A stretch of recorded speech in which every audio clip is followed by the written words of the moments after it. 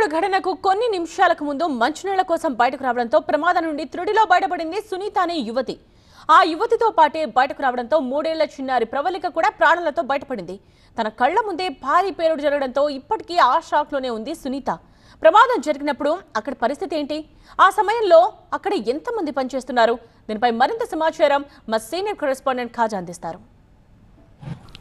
కైలాసపట్నంలోని బాణసంచ తయారీ కేంద్రంలో జరిగిన భారీ విస్ఫోటనం 8 మంది కూలీల ప్రాణాలు తోడేసింది. మరో 8 మంది తీవ్ర గాయాలతో ఆసుపత్రిలో చికిత్స పొందుతున్నారు. ఈ ఘటన నుంచి త్రుటిలో తప్పించుకున్నారు యువతి సునీత. ఈమె తప్పించుకోవడం కాకుండా ఒక చిన్నారి ప్రాణాలు కూడా కాపాడగలిగారు. అయితే ఇంకా ఆమె కళ్ళల్లో ఆ భయం వెంటాడుతుంది. ఆ భారీ విస్ఫోటనం కళ్ళ ముందు జరగడం, దీంతోపాటు అక్కడ ఆ క్షణాల్లోనే ఆ షెడ్లన్నీ కూలిపోవడం, వాటి కింద కూలీలంతా చిక్కుకున్న ఘటన నుంచి ఆమె కళ్ళారా చూసి అక్కడ నుంచి హుటాహుటిన ప్రాణభయంతో చిన్నారిని తీసుకుని అక్కడ నుంచి పరుగులు తీశారు.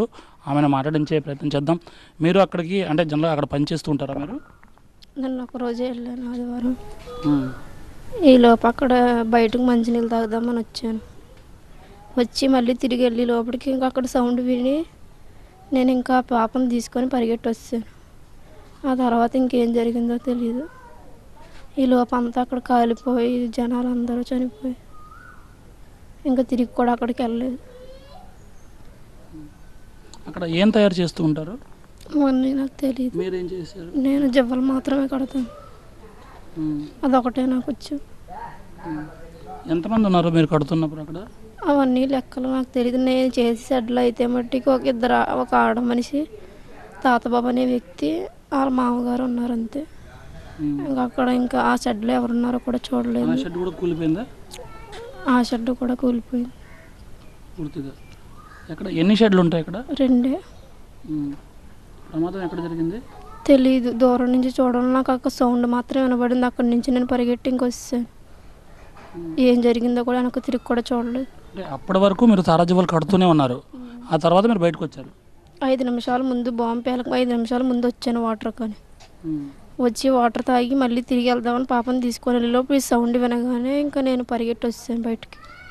ఆ పాప నా పక్కనే ఉంది, చేయి పట్టుకుంది. ఇద్దరు వెళ్ళిపోదామని అక్కడికి వెళ్తున్నాం. ఈ లోపు ఈ సౌండ్ వినగానే ఇంకా తీసుకొని వచ్చాను.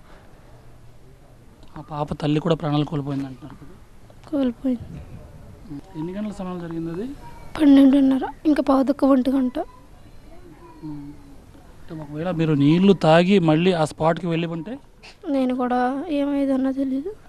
ఏమైనా ఇంకా ఆ భయంలో ఇంకా ఆమె సునీత ఇంకా షాక్ నుంచి కోలుకోలేకపోతుంది. కెమెరా పర్సన్ బాబుతో ఖాజా టీవీ, నేను కైలాసపట్నం గ్రామం నుంచి.